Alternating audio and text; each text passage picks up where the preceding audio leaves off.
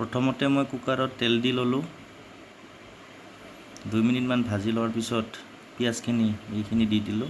জিৰা powder, red chilli powder আৰু হালধি পাউডাৰ দি আকৌ ধুনীয়াকৈ 2 মিনিটমান ভাজিব লাগিব। আপোনালোকে জুইটো হাইয়ে ৰাখিব, লৰাই থাকিব যাতে বেছি লাগি নাযায়। তাৰপিছত 2 মিনিটমান পিছত আকৌ আমি আদা, নহৰু আৰু জলকীয়াৰ পেষ্ট দি দিলোঁ। এইখিনি আকৌ ভাজিব লাগিব 2 মিনিটমান।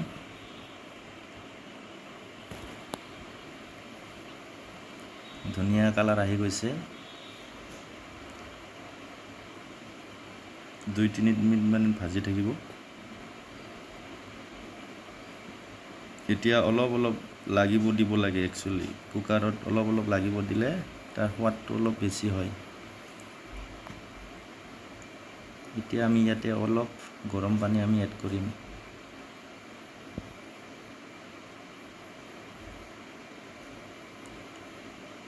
দুই মিনিটমান ভাজা হৈ গ'ল। এতিয়া আমি ইয়াতে অকণমান গৰম পানী দি দিলোঁ।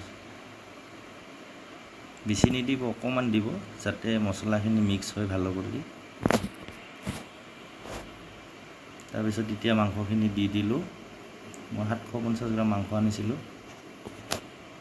মাংসখিনি দি আকৌ ধুনীয়াকৈ মিক্স কৰি দিলোঁ। মিক্স কৰাৰ পিছত নিমখ দি দিলোঁ 2 চামুচ। আপোনালোকক যিমান লাগে সেইখিনি ল'ব, টেষ্ট অনুসাৰে। কিছুমানে কম খায় নিমখ, কিছুমান বেছি খায়, আপুনি যিমান খায় দিব আৰু।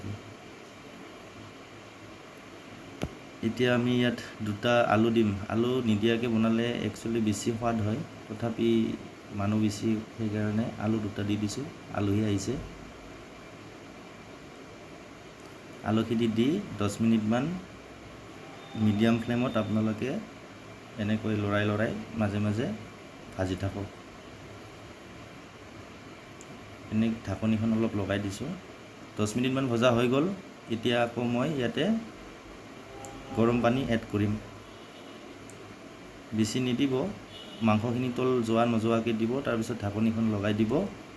ঢাকনি লগাই দিয়াৰ 10 মিনিট পিছত 2টা হুইচেল মাৰিব দিব। আমাৰ হৈ গ'ল মাংস অলৰেডি 10 মিনিট হৈ গৈছে। এতিয়া আমি গেছটো অফ কৰি ৰাখিম।